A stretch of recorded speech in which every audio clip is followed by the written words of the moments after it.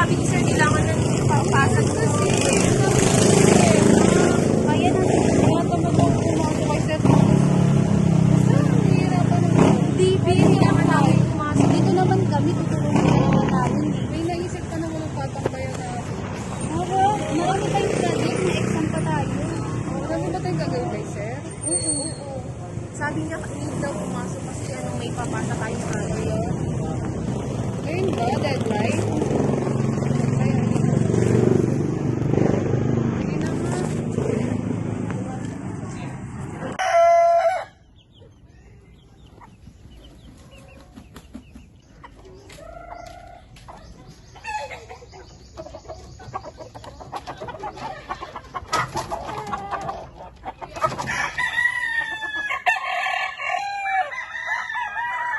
Papapasok na ako, pengin baon. Wala akong pera, doon ka sa inang maghingi ng pera. Nasaan ba siya? Andun, nagsusugal. Sige, puntahan ko na lang. Kaya ikaw, balingan mo. Kaya ako ng pera. Ikaw ang papanalo sa akin. Ano na yan? Mga taya nyo Mga pengin baon, papasok na ako. Tangay na, talo na nga, nangihingi ka pa. Doon ka sa tatay mo humingi. Galing na nga ako dun Wala akong pakialam, umuwi ka doon.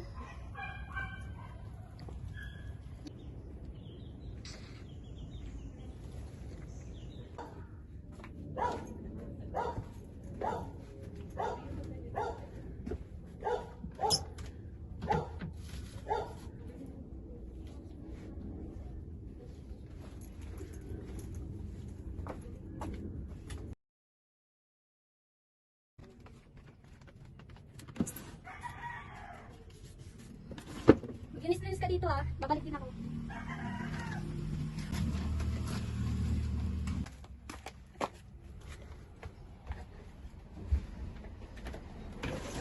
Oh, bakit ito na lang ang pera natira dito? Pinuhaan mo ba to? Di ko alam. Ba't ito na lang ang natira? Di ko nga alam kung saan mo nilagay yung pera mo, May. Anong gagawin ko dyan? Mabibili pa ba yan? Di ko alam kung sino ko kumuha dyan. Wala na ng pagkain! Oh, bakit? Nagbibigay ka pa ng pambili pagkain natin dito sa bahay? Wala akong puta naman Ano ba yan? Lagi na lang kayo nag-aaway. Wala nang araw na hindi kayo nag-aaway dito.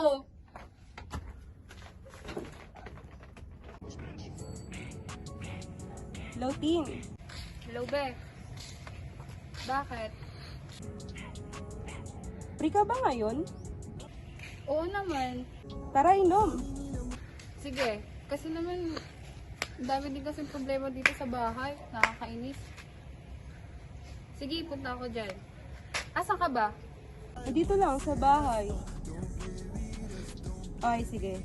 Sige, bye. Oh, kamo na. Dito lang. Hi. Tin, siya nga pala si Claudine. Claudine City. Oh, shot ka muna. Ikaw na, kasi bagong dating ka, di ba? Mamaya na ako. Oy, hello sis. Saan ka? Tara, inom. Oh, sige. Tayin kita dito. Papailala ako sa'yo. Sige. Bye.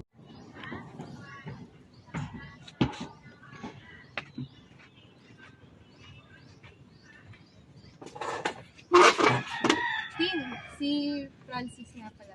Francis nga pala. Tapos si Bahadek. Oh, shot na. Oh, boto.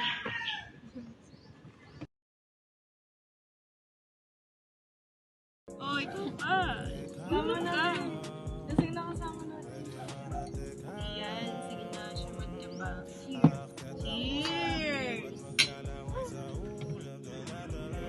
Sis, mukhang lasing yung tropa ko. Dali mo dun sa kwarto, may extra miga. Baka gusto nila magpahinga. Oh, shot. Gusto mo pahinga? Saan ba banda? Diyan sa baba, may extra higaan doon. Dali para mapag.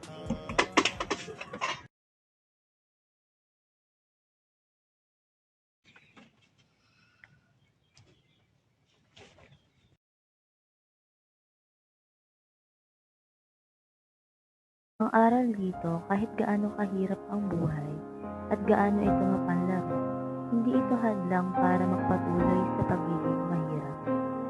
Kahit ang iba sa atin ay may kapansanan at patuloy din binibigyan ng pagsubok araw-araw, hinaharap at nilalabanan. Kaya kahit anong dumating na problema, labanan lang natin kasi parte ito ng buhay.